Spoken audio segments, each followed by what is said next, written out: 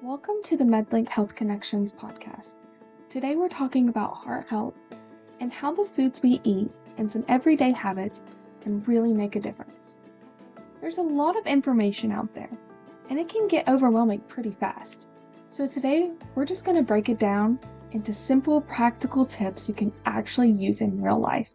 I'm joined today by Jennifer Wright. She's a registered dietitian and she has her master's in nutrition, and she is also a certified diabetes counselor here at MedLink, Georgia. We're going to talk through some common myths, things like sodium, fats, and portion sizes, and some realistic ways to make heart-healthy choices without feeling like you have to change everything overnight. So whether you're just getting started or looking to make a small few changes, this conversation is for you.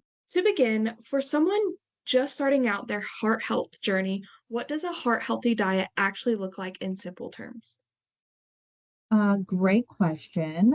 Thanks, Tangela. So someone just starting on their heart healthy journey. In simple terms, I guess I would just say kind of focusing on whole foods, um, fruits, vegetables, whole grains, lean meats, that kind of stuff, just to be the simplest about it. Okay. And are there specific foods you recommend most often for improving heart health and why? Um, Also a good question. So there's a lot of them. When it comes to heart health, we might think of kind of our healthier fats, olive oil, maybe something like avocado, things that have omega-3 fatty acids in them. But there's also, things that have a lot of good fiber, fruits, vegetables. I think one that I don't think is given enough highlightedness is beans, like your black beans. I think is a great option of getting protein and fiber in a way that can be very heart healthy. Okay. And what are some foods that people often think are heart healthy but may not be as beneficial as they assume? Ooh, so there was a time, I don't know, maybe like 5, 7 years ago where coconut oil was getting all the rage as like a heart healthy fat. I think there are still some people that hold on to that. And at the time it was thought that coconut oil contained a lot of those what we call like polyunsaturated fatty acids, which are heart healthy. But I think once further research came out, it kind of has a mix between some healthy fats and then also unhealthy fats. So it's not necessarily an oil we recommend using on an everyday basis for heart health. Usually, if people like coconut oil, I'd recommend it for just the flavor aspect. If they're cooking a dish that they want that coconut flavor in, that's fine. Other than that, maybe granola, which might just be considered as an overall healthy food, which can be if made, focusing on protein, but a lot of the times it ends up just being a lot of sugar, a lot of carbs, not super filling. And that can be not great for our heart. How do fats play a role in heart health, and what type should we include and which should we limit? Right. Yeah. So that kind of goes back to like the what we'd call like healthy fats and non-healthy fats.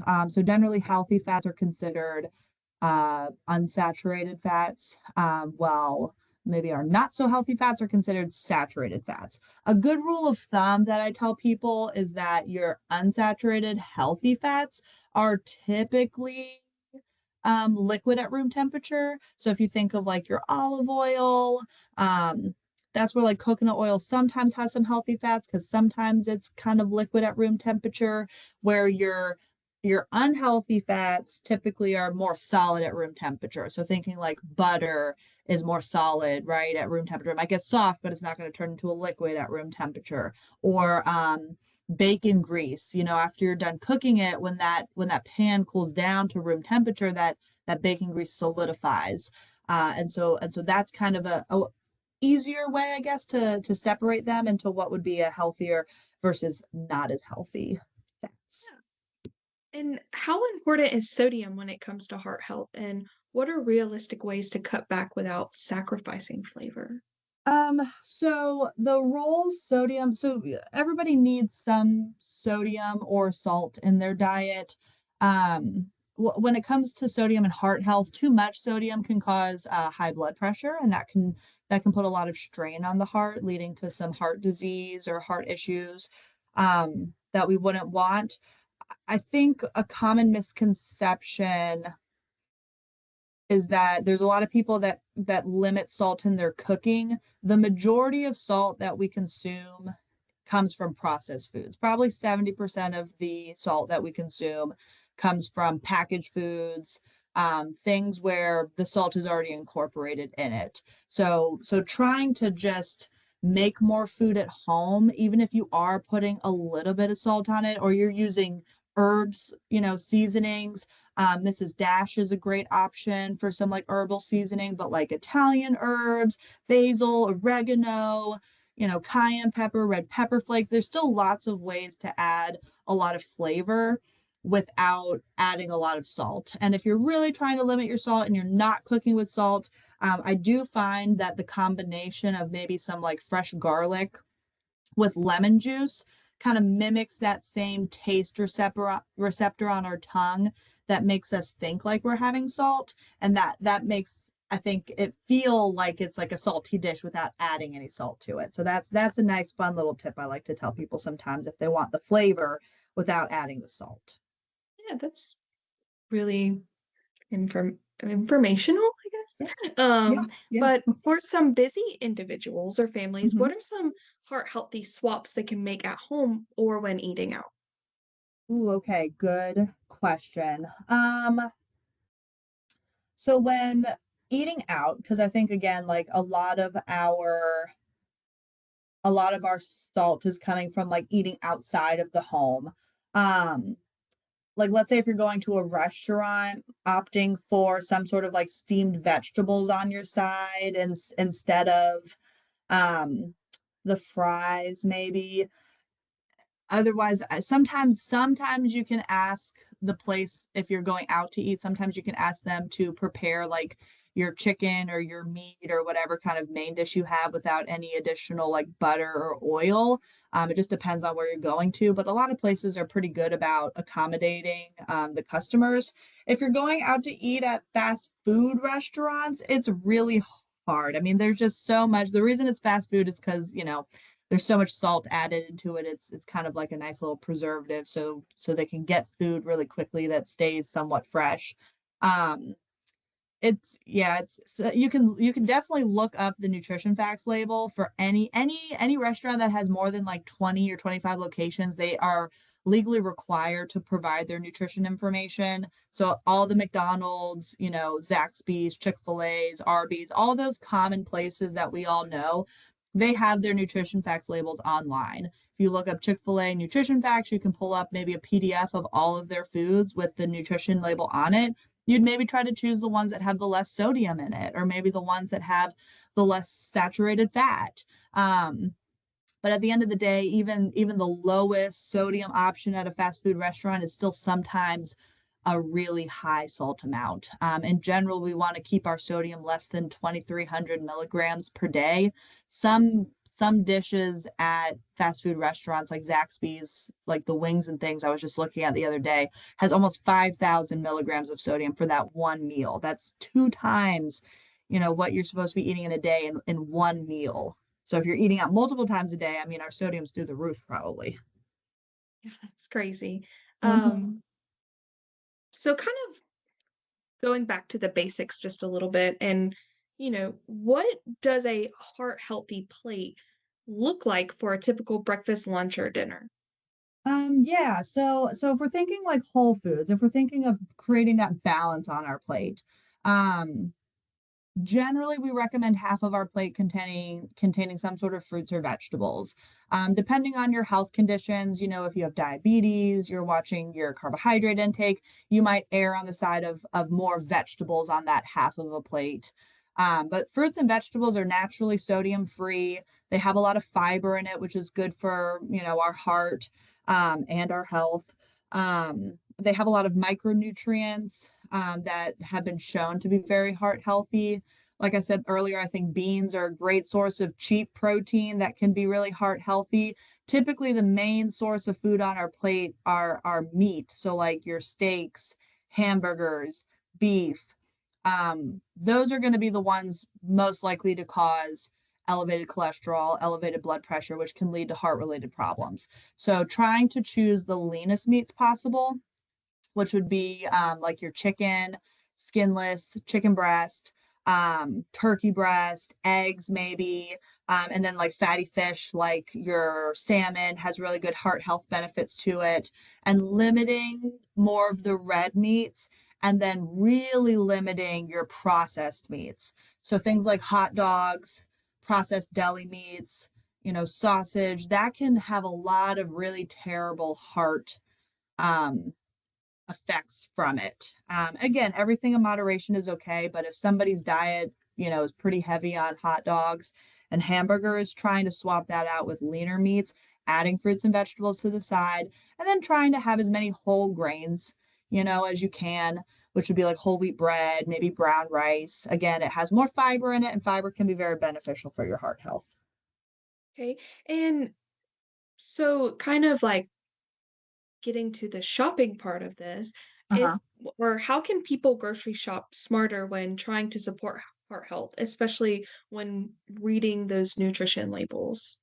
Yes. Okay, good. So there's kind of that there's like an old philosophy that if you shop on the perimeter of the grocery store, that's kind of where all of the more like health foods are, which isn't necessarily incorrect, but there's a lot of really great foods that you can get in the aisles. Again, I'm going to say it again, beans, great option. But I like the question about nutrition labels. What I tell my patients all the time, because nutrition labels can get confusing when you're looking at the nutrition label and you're looking at each kind of line item, all the way on the right hand side, you're going to see a percentage. It might be 15%, 7%, 33%. That's what we call your percent daily value. Now, that's based off of the average American who consumes about 2,000 calories a day. So it's not a perfect situation for everyone, but it's a good place to start. If you're looking at the sodium line or the saturated fat or the cholesterol, whatever you're kind of trying to limit, anything above 20% is considered high. So when you're choosing maybe between a couple different products and you're trying to watch your sodium levels, you'd want to look for the one with the least percentage of sodium. Again, the milligrams are going to be different, and it's hard to remember how many milligrams of sodium versus cholesterol versus saturated fat. Um, but the percentages you can use universally for any of those different options on the nutrition label. Over 20% equals high. So if you have one item that's, 50% sodium, one that's 25, and then one that's 13, maybe you go with the option that's 13 just to be the most heart healthy. What role does portion sizes play in heart health, even when someone is eating healthy foods? Um, I mean, I guess the simplest answer to that is, and too much of anything is not going to be good for us. So even if you're just eating a bunch of fruits and vegetables, while that's very low sodium, and very high fiber, too much fiber can cause gastrointestinal distress. Um, and then you're lacking other areas of nutrients like your protein, which just, fruits and vegetables are great. They just don't have a lot of protein. They don't have a lot of healthy fats, So eating a variety of food is what's really important for maintaining health. Um, and just again, like moderation is everything. So those foods that we know are going to be a little bit less healthy for our heart, every once in a while it's going to be okay to have a steak. um, it's what we do the majority of the time that's going to make the biggest difference. Okay, so kind of beyond food, what lifestyle habits have the biggest impact on supporting heart health? Like okay, so like outside of food, not smoking. So not smoking is going to be a big one. And then maybe like some physical activity.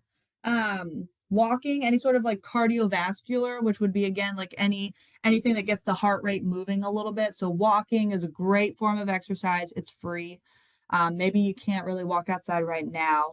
Don't know when you're going to post this, but this is like pre-snowstorm, post-ice apocalypse. Probably nobody's walking this week. But otherwise, I mean, again, like walking outside with fresh air, helps build that heart strength really easily. And it doesn't, it doesn't take a lot to do it. But that's a really big thing that not a lot of people are doing, is being physically active. And how does that physical activity work together with nutrition to support a healthy heart? Good question. What I normally tell people, when it comes to health in general, which I think we could probably translate to heart health, um, food is like your main star of the show. Physical activity is a really great supporting role. And sometimes, like when we're thinking of a movie, you need both. You need the main star of the show and you need that supporting actor or actress, but it's the main star of the show that's kind of, bringing all of the attention. So, if you're exercising, that's great, but if you're not following it up with a healthful diet, you still might not see the results you would like in terms of heart health. So you gotta have both, but definitely emphasizing on nutrition. Okay, and just from your experience, what is one small change you've seen make a big difference for patients? Hmm, that is a good question. Because I don't think there's just one one thing that would, it's like the accumulation of a lot of small things, if that makes Okay. sense. Yeah. I'll tell people, we'll talk about different ideas of how they can improve their diet. And sometimes we talk about a lot of stuff. It's hard for, I don't expect people to remember every single thing we talk about, but even if I just kind of help to give them the knowledge, and then I encourage them for like every meal that they're having, every snack that they're having, to kind of look at that and just think, what's one thing I could do to this meal to make it a little bit better? If I'm not eating a vegetable with it, could I eat a vegetable? Could I have a fruit on the side with it? Could I maybe have a little smaller portion of the beef and load up on the veggies? Could I make sure I'm drinking water with the meal? And the idea is that hopefully, if every single time they're eating, they're trying to find that one small change to make it better, that's going to accumulate to larger changes, which will make big differences. If That's you could fine. give one piece of heart healthy advice for someone listening, what would it be? Um, to not make it too complicated. I think there's so much information out there about nutrition. There's so much information that you can Google on the internet. And at the end of the day, I think sometimes you just have to bring it back to basics. You don't need any of the fancy powders, supplements, pills, that promise all this kind of stuff. A lot of the times, notoriously, like we're just not eating those whole foods. Like a ton of Americans are just not getting fruits and vegetables in every day. I mean, even if we just try to focus on, let's make sure I'm eating a fruit and a vegetable every single day, that could make a huge difference. That doesn't have to be super complicated, doesn't have to be super expensive. Um, so I think if people are really overwhelmed with all of the information that they're getting online, is to just kind of bring it back to the basics, and just start there. And there can be a lot of change that happens. Okay, well, thank you so much, Jenny, for joining us. Absolutely. We thank you for sharing all of your knowledge on heart healthy nutrition, and we appreciate your time and all of the important things that you do for MedLink. Well, thank you, Tangela, for inviting me back. It's always great talking with you. Thank you for tuning in to the MedLink Health Connections podcast. We hope you found today's episode informative and inspiring. If you enjoyed the show, please subscribe, rate, and leave a review on your favorite podcast platform. Remember, the information shared in this podcast is for educational purposes only and should not replace professional medical advice. Always consult with your healthcare provider for any medical concerns. Stay connected with us on social media and visit our website at medlinkga.org for more resources and updates. Until next time, stay healthy and take care.